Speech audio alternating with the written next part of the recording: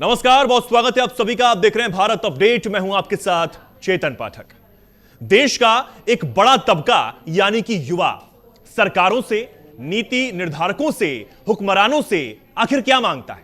अच्छी शिक्षा और उसके बाद उस शिक्षा के आधार पर एक अच्छी नौकरी, ताकि वो अपना और अपने परिवार का भरण पोषण ठीक ठाक ढंग से कर सके। पर इसके बदले आखिर उसको क्या मिलता है? नौकरी के लिए जो परीक्षा होनी होती है वो होती नहीं है। शिक्षा माफिया पेपर लीक करा देते हैं, नौकरी पाने के सपने दम तोड़ देते हैं, युवा का सपना चकनाचूर हो जाता है, युवा का भविष्य अधर में लटक जाता है। पिछली सरकार में तो यही सब होता रहा, लेकिन अब राजस्थान में भजनलाल की सरकार आई है।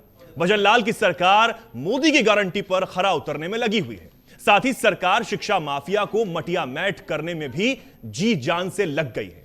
तो आज बात असल मुद्दे की है में युवा से जुड़ा हुआ मुद्दा जो है हम उठाएंगे और पूछेंगे कि आखिर कब तक युवा के सपनों को शिक्षा माफिया ऐसे ही रौंदते रहेंगे। पुरानी सरकार वक्त रहते क्यों नहीं जागी? भजनलाल सरकार के ताबड़तोड़ एक्शन से पेपर लीक का दर्द क्या खत्म होगा? और नकल माफिया पर कब लगेगा पूर्ण रूप से पूर्ण विराम? इस पर करेंगे चर्चा, लेकिन उससे पहले भारत अपडेट की एक खास रिपोर्ट देखिए। मेरा सरकार से एक छोटा सा निवेदन है, बस मुझे इतना बता दे कि तैयारी करें कि नहीं करें। अगर हर पेपर लीक करना तो हम लोग क्यों तैयारी करें?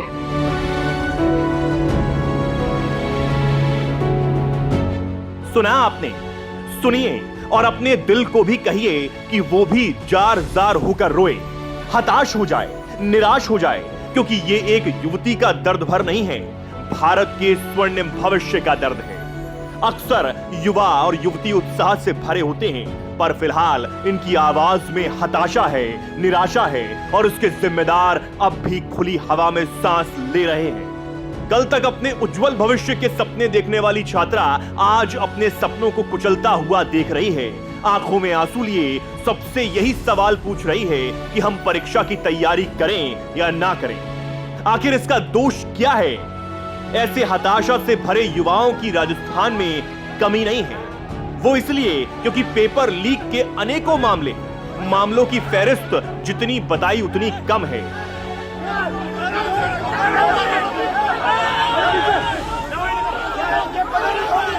राजस्थान के अतीत के पन्नों को पलटें तो साल 2014 से 2024 तक प्रदेश में 33 पेपर लीक हुए, जिसमें 32 में चार्जशीट दाखिल की गई है।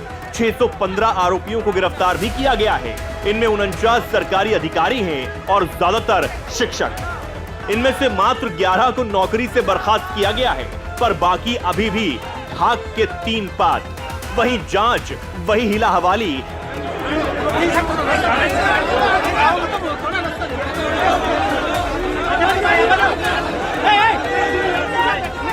गजेंद्र सिंह शेखावत तो ये भी कह रहे हैं कि पुरानी सरकार में तो यही होता था।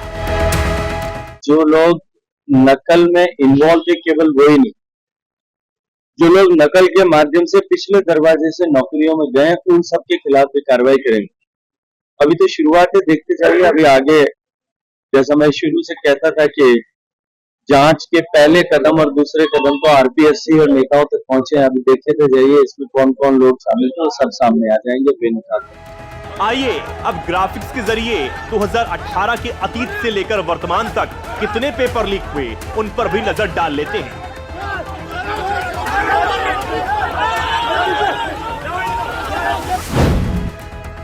साल 2018 कांस्टेबल भर्ती, मार्च 2018 परीक्षा का पेपर लीक, परीक्षा रद्द। साल 2018 लाइब्रेरियन भर्ती, पेपर लीक के कारण दिसंबर 2019 में होने वाली परीक्षा रद्द। साल 2018 जेईएन सिविल डिग्री, दिसंबर 2020 की परीक्षा का पेपर लीक, नतीजा परीक्षा रद्द।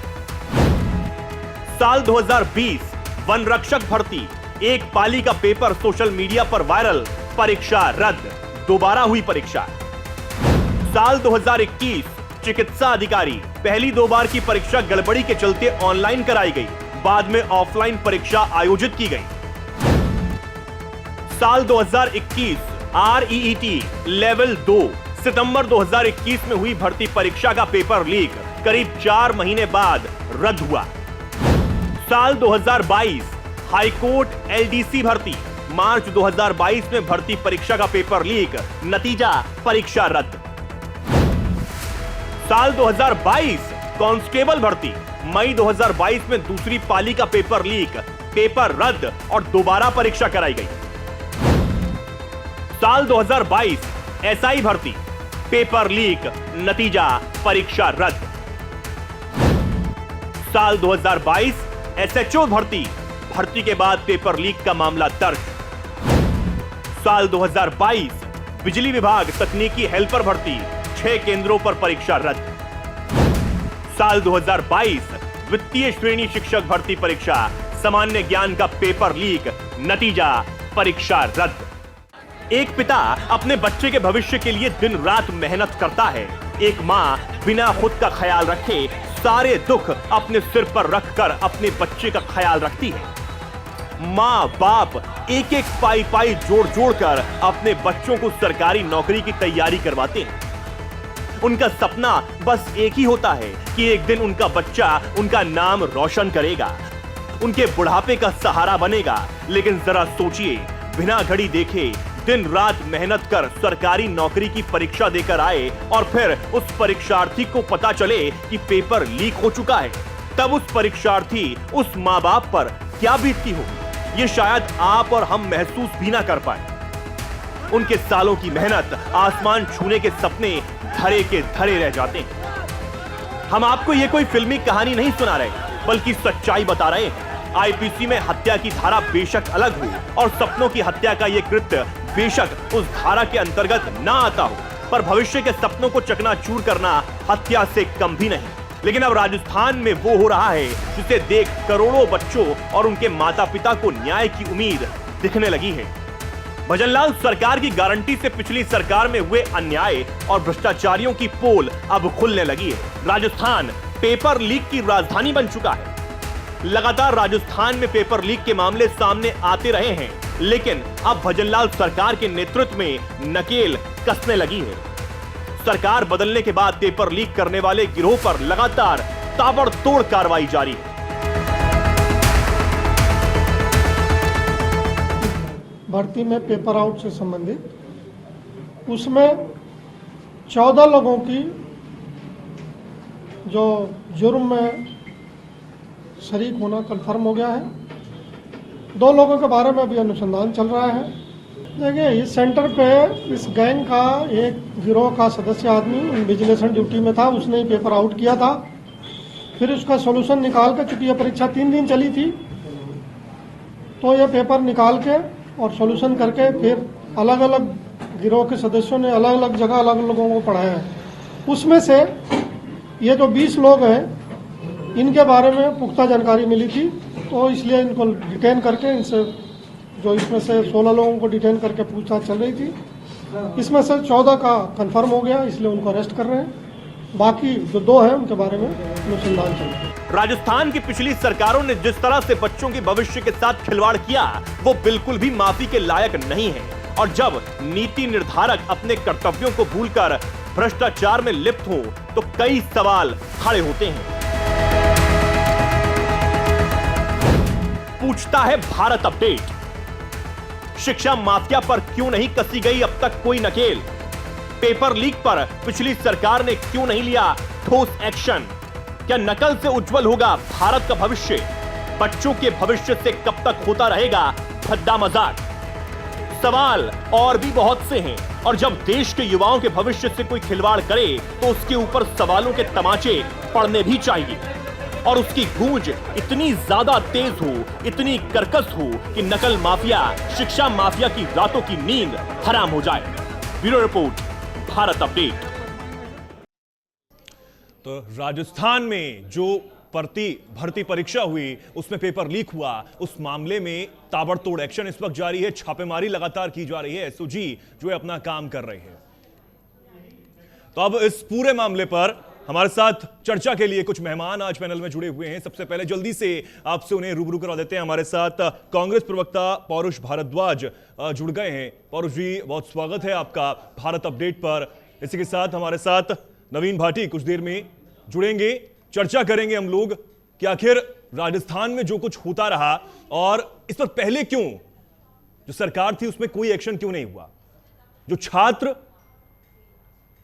अधर में उनका जो सब कुछ लटका हुआ है, भविष्य लटका हुआ है, वो अब कहां जाएं, किसके पास जाएं? क्योंकि जो टॉपर थे वो खुद अब शिकंजे में है। एसओजी लगातार जांच कर रही है। पौरुष जी, बहुत स्वागत है आपका भारत अपडेट पर। मैं आपके पास आना चाहूंगा, पहली प्रतिक्रिया आपकी क्या है? जो भी अब चल रहा है, एक्शन हो रहा है, पहले क्यों नहीं हुआ सर?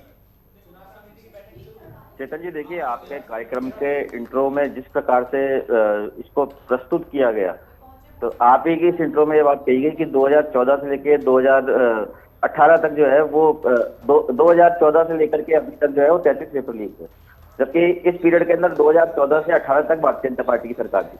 दूसरी बात देखिए, पेपर लीक के मामले में बात कहना चाहूंगा कि पेपर लीक की जो समस्या है ये एक राष्ट्रव्यापी समस्या है। सिर्फ ऐसा नहीं है कि राजस्थान में पेपर लीक हुए। देखिए, आप गुजरात में 22 पेपर लीक हुए, यूपी के हाल आप देखिए, यूपी में अनगिनत परीक्षाओं के पेपर लीक, और अभी ताजा यूपी में मामला है जो अभी कुछ दिन पूर्व का है कि 60,000 भर्तियां थी, उसमें 50 लाख युवा पेपर देने के लिए आए, पेपर लीक हो जाता है, और बाद जब वो युवा विरोध करते हैं तो यूपी की सरकार उन पर लाठियां बांधती है। देखिए, हम राजस्थान के बारे में बात करना चाहेंगे कि देखिए, राजस्थान में हमारी सरकार निश्चित तौर पे जीरो टॉलरेंस की नीति लेकर के आगे बढ़ी। जिस प्रकार से अन्य राज्यों की सरकारें किसी वजह से पेपर लीक होने से नहीं रोक पाई, तो ऐसी दुर्घटनाएं हमारे राजस्थान में भी निश्चित तौर पर घटी है। मैं इस बात से पीछे नहीं हटना चाहूंगा, परंतु देखिए, हमारी राजस्थान सरकार के ऊपर जो आरोप लगाए गए वो तो सारे बता दिए गए, परंतु हमारी राजस्थान सरकार के द्वारा क्या प्रयास किए गए उसका आपके इंट्रो में अभाव रहा। मैं आपको जानकारी देना चाहूंगा कि राजस्थान सरकार अन्य राज्यों की तुलना में या केंद्र सरकार की तुलना में देश की एक ऐसी पहली सरकार थी कि जिसने पेपर लीक रोकने के लिए विधानसभा में कड़े से कड़ा कानून बनाया, जिसमें पेपर लीक करने वाले व्यक्ति के ऊपर 10 साल की सजा से लेकर के उम्र कैद तक का प्रावधान दिया गया। यही नहीं, हमारे उसको 10 लाख रुपए के जुर्माने से लेकर के 10 करोड़ रुपए तक के जुर्माने का प्रावधान रखा गया। और देखिए, हमारी सरकार की कार्रवाइयों के बारे में आप बात करते हैं तो आपको एक प्रकरण में याद दिलाना चाहूंगा कि उदयपुर से चित्तौड़ एक बस जा रही थी, और उस बस के अंदर जो है पेपर माफिया जो है वो पेपर को लीक, बच्चों को जो है उसकी अभ्यर्थियों को उसकी तैयारी करवा रहा था, नकल करवा रहा था बस के अंदर। तो उस बस को पकड़ने वाली हमारी सरकार थी, हमारी सरकार की एजेंसियां थी कि जिन्होंने उस बस को रोका, और उस बस को उसके पेपर हमने कैंसिल करवाए, और उसके बाद में हमने उनके खिलाफ कड़ी से कड़ी कार्रवाई की। हमारी सरकार की पारदर्शिता का सबसे बड़ा सबूत यह होता है कि हम आज के जो हमारी सरकार के द्वारा नियुक्त किया गया होता है उसकी संलिप्तता जब पाई जाती है, आप देखिए ऐसी कौन सी सरकार होगी कि जो अपने द्वारा नियुक्त अधिकारी या अपने द्वारा नियुक्त किसी नेता को या आरपीएससी के मेंबर को जेल भेजती हो। ये दम हमारी सरकार में था कि हमने हमारी सरकार के द्वारा नियुक्त आरपीएससी मेंबर को इस प्रकरण में हमने जेल तक भेजा। देखिए, मैं इस बात को कहना चाहूंगा कि भारतीय जनता पार्टी चूंकि नई आई है, भारतीय जनता पार्टी हमारे शासनकाल में, आज किरोड़ीलाल मीणा जी बड़ी बड़ी बातें कर रहे हैं, हमारी सरकार के शासन में किरोड़ीलाल जी ने कई तरह के सबूत देने की बात कही थी। इन्होंने उस समय की जांच एजेंसियों को सबूत भी दिए थे, उन पर कार्रवाइयां भी हुई थी, और इन्होंने ईडी तक को जाकर के इस बात को कहा था कि साहब इसका राजस्थान में बड़ा पैसे का लेन देन हो रहा है। और ईडी जैसी संस्था ने भी पेपर लीक प्रकरण के अंदर सीकर के कोचिंगों सहित अन्य राजस्थान के कोचिंगों पे छापे मारे, परंतु उन्होंने क्या कार्रवाई की वो आज तक जग जाए नहीं। ईडी के प्रवक्ता ने, भारतीय जनता पार्टी के प्रवक्ता ने बात आकर के नहीं बताई। क्योंकि अभी ताजा एसओजी जो कार्रवाई करी है, कांग्रेस पार्टी निश्चित तौर पर इसका स्वागत करती है, और हम इस बात की मांग करते हैं कि एसओजी की कार्रवाई जो है वो आगामी लोकसभा चुनाव को ध्यान में रखते हुए सिर्फ एक राजनीतिक प्रोपेगेंडा साबित ना हो, और एसओजी इसकी तह तक जाए। इसमें कोई भी नेता किसी भी पार्टी का हो, या इसमें कोई बड़े से बड़ा अधिकारी हो या कोई माफिया हो, निश्चित तौर पे उसको सामने आना चाहिए, जनता के सामने उसका चेहरा आना चाहिए, और निश्चित तौर पे उसके खिलाफ कड़ी से कड़ी कार्रवाई होनी चाहिए। मैं आपसे बात कहना चाहता हूं। नहीं, बिल्कुल कार्रवाई तो हो रही है, एसओजी कार्रवाई कर रही है, और 15 लोग जो हैं वो गिरफ्तार हुए हैं, उनसे पूछताछ लगातार जारी है। जो टॉपर है वो खुद पुलिस की गिरफ्त में है, और लगातार जो है वो कार्रवाई की जा रही है। लेकिन सवाल यही उठता है, आपकी सरकार में जो ये व्यक्ति है टॉपर नरेश, इसके प्रचार है, क्योंकि ये स्कूल में क्लर्क था, और सुरेश साहू, इस पर कार्रवाई होती है, लेकिन कहा यह जा रहा है उस वक्त ये कार्रवाई आगे नहीं बढ़ी। क्यों आगे नहीं बढ़ी? अगर बात सामने आ रही थी, और इतना बड़ा गैंग, क्योंकि ये छोटा मोटा गैंग नहीं है पौरुष जी, एक बहुत बड़ा गैंग, जगदीश बिश्नोई, भूपेंद्र, सुरेश ढाका, और ऐसे तमाम जो लोग हैं, जो सरगना हैं, कई लोग विदेश भी भाग गए कहा जा रहा है। तो ये कहां थे? अब तक इस पर कार्रवाई क्यों नहीं हो रही थी? यह सवाल तो पूछा जाएगा ना पूर्व सरकार से। देखिए, कार्रवाई की जहां तक बात है, आपने खुद ने कहा कि इनमें से कुछ लोग जो है वो विदेश भाग गए थे। और सुरेश ढाका का आपको ध्यान दिलाना चाहूंगा मैं कि राजस्थान में इस बार जयपुर में कोचिंग चलता है, तो हमारी सरकार के द्वारा उसके कोचिंग पर बुलडोजर तक चलवाया गया। और आप देखिए नहीं, और ये सवाल इसलिए भी पौरुष जी, आरपीएससी मेंबर, ये सवाल इसलिए भी जरूरी हो जाता है कि पहले वो हमारी सरकार के द्वारा नियुक्त किया गया, हमने तो पुस्तक को अरेस्ट कर लिया।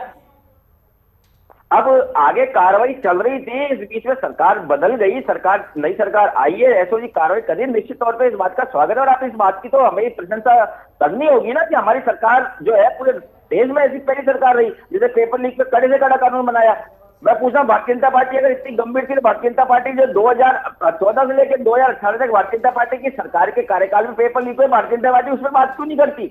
या यूपी में जो पेपर लीक हुआ, देखिए सबसे बड़ा घोटाला एमपी के अंदर खूनी पेपर को लीक घोटाला, जहां पे व्यापक में सैकड़ों लोग मार दिए गए, जवाब भी ले लेते हैं, तक पहुंचती, उनकी लाश मिलती, उसके बाद में उनको मारने वाले तक पहुंचती इन्वेस्टिगेशन एजेंसी, फिर वहां पर भी उनको उनकी लाशें मिलती थी। तो ऐसा घोटाला हमारे यहाँ तो नहीं हुआ ना कम से कम। नहीं, ठीक है, जवाब भी ले लेते हैं। हमारे साथ नवीन भाटी जुड़ गए हैं, बीजेपी प्रवक्ता हैं। बहुत स्वागत है आपका नवीन जी। जी नमस्कार। नवीन जी, सुना आपने अभी पौरुष जी कांग्रेस से जुड़े हुए हैं, उन्होंने पूछा कि कार्रवाई तो कर रहे थे, सरकार बदल गई, अब आपने कर दी, कौन सी बड़ी बात है?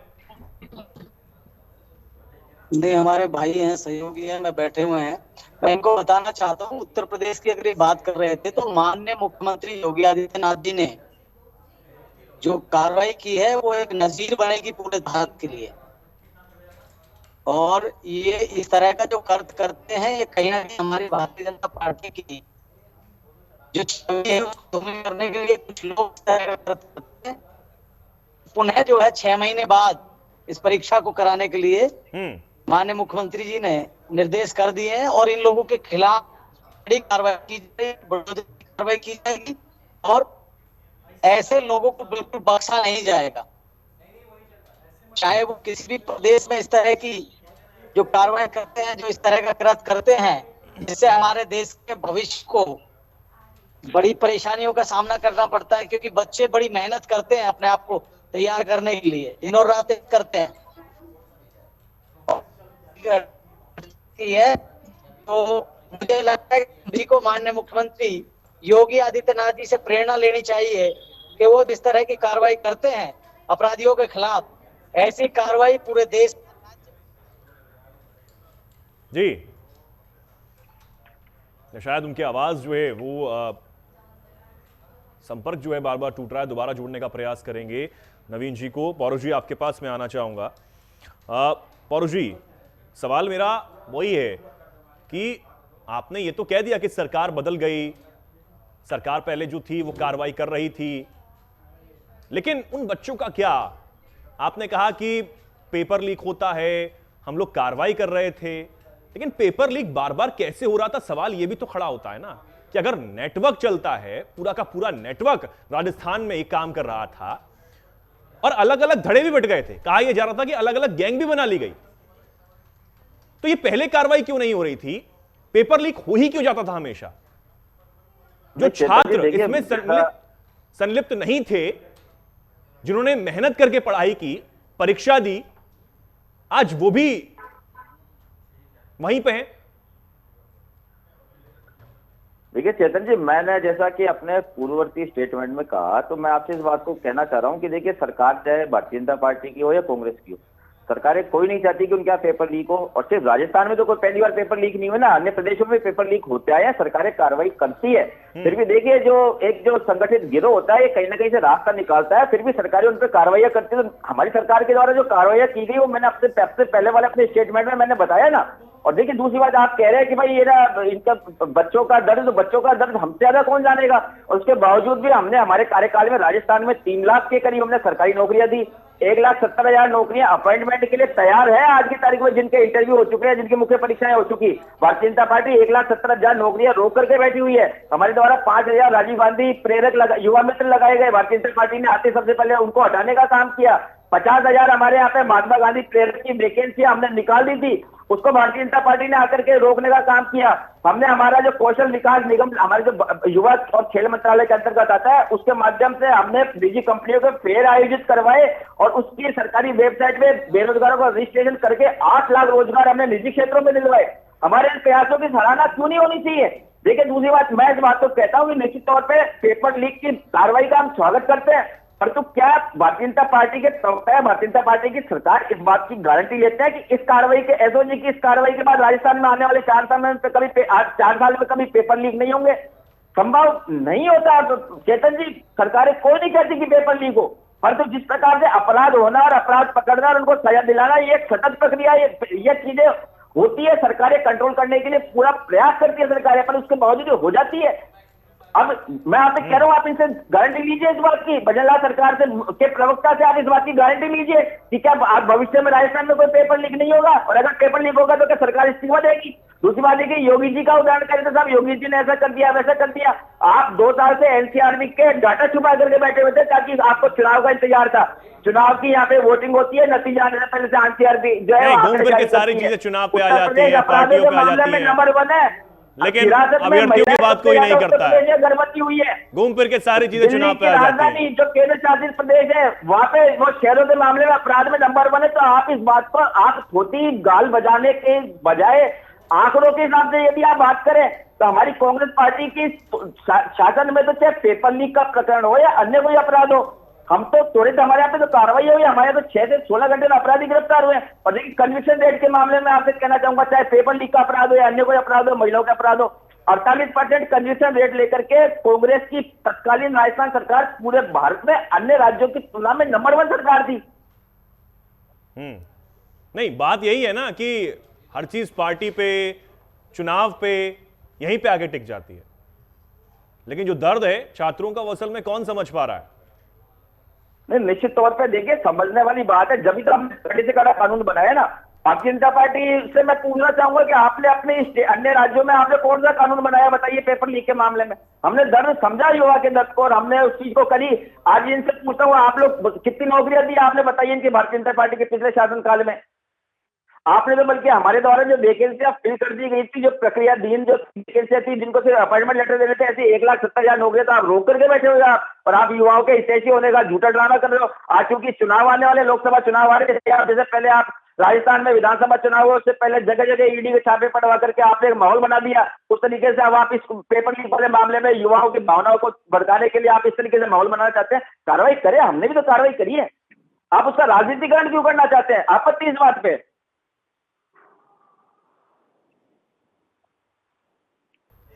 होता ही क्यों है, सवाल यही है कि राजनीति कहां से आ जाती है हर चीज में। अगर पेपर लीक होता है तो इस पर बात होनी चाहिए, और अगर किसी की भी सरकार थी, सरकार किसी की भी थी या है, हालांकि अब तो कार्रवाई हो रही है, ताबड़तोड़ कार्रवाई हो रही है, और इस बात को आप भी देख रहे हैं, आप भी मान रहे हैं, तो सवाल छात्रों से ही जुड़ा हुआ है, अभ्यर्थियों से जुड़ा हुआ है, जो बेहद परेशान है। बार बार पेपर लीक हो जाता है, बार बार फिर तैयारी करते हैं, समय गुजर रहा है, और उसके बाद उम्र का भी जो है वो देखा जाता है कि अब उम्र निकल रही है।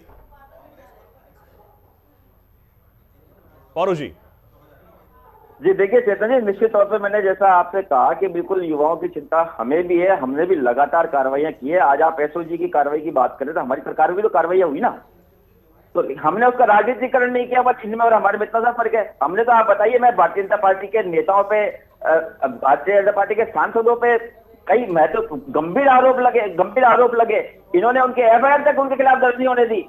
हमने तो हमारी खुद की पार्टी के सरकार के द्वारा नियुक्त आरपीएससी मेंबर को गिरफ्तार करके जीरो टॉलरेंस की नीति की पूरे देश के सामने एक उदाहरण प्रस्तुत किया हमने। इससे बड़ी चीज हम क्या करेंगे, मुझे बताइए? कानून हमने बनाया, आप इनसे पूछ लीजिए, मध्य प्रदेश का इतना बड़ा खूनी घोटाला जिसको कहा जाता है व्यापम घोटाला, आपकी सरकार थी ना, आपने कार्रवाई क्या कार्रवाई की, बताइए? आपने तो उन्हीं मुख्यमंत्री को वापस रिपीट कर दिया। आपने जब हमारी सरकार बनी है, हमारी सरकार जब उस पर व्यापम पे कार्रवाई करने लगी, 4 कदम आगे बढ़ने लगी, और आपको डर लगा कि आपके लोगों का कोई नाम खुल सकते हैं, तो आपने तो लोकतंत्र की गरिमा के विरुद्ध जाकर के हमारी सरकार को षड्यंत्र पूर्वक गिरा करके, और आपने वहां पे अपने उसी मुख्यमंत्री को नियुक्त कर दिया कि जिनके कार्यकाल में व्यापम हुआ। तो देखिए, मैं आपसे इस बात को कहना चाहूंगा, छोटे मोटे आप इनको पकड़े हैं, इसकी बिल्कुल तय तक, पेपर लीक की तय तक जाना चाहिए सरकार को, एसओजी को, और इसमें चाहे बड़े से बड़े नेता संलिप्त हो, बड़े से बड़े आईएएस अधिकारी संलिप्त हो, कोई भी संलिप्त हो, इसके अंदर निश्चित तौर पर जेल जाना चाहिए। कांग्रेस पार्टी इसका स्वागत करेगी। मैं आपको कहता हूं, चाहे भारतीय जनता पार्टी का कोई नेता इन्वॉल्व हो, चाहे कांग्रेस पार्टी का कोई नेता इन्वॉल्व हो, हमारे यहाँ से कोई बचाव में आगे नहीं आएगा। हम लोग इस चीज कोई कार्रवाई होती है, हम इसका स्वागत करेंगे इस चीज का। ठीक है पौरुष जी, बहुत धन्यवाद आपका हमारे साथ जुड़ने के लिए इस चर्चा में। हालांकि नवीन पार्टी जी हमारे साथ जुड़ नहीं पाए, उनका भी बहुत धन्यवाद, कुछ देर के लिए वो जुड़े थे। तो राजस्थान में जो पेपर लीक हुआ उसमें ताबड़तोड़ कार्रवाई इस वक्त जारी है, एक्शन एसओजी ले रही है, भजन लाल सरकार भी ताबड़तोड़ एक्शन मोड में है। लेकिन सवाल यही है कि क्या इस बार जो ये सरगना, ये जो पूरा नेटवर्क है ध्वस्त हो पाएगा? शिक्षा माफिया जो है, नकल माफिया जो है, वो पूरी तरीके से ध्वस्त हो पाएंगे, नष्ट हो पाएंगे? सवाल यही है। फिलहाल के लिए इस खास कार्यक्रम में इतना ही। नमस्कार।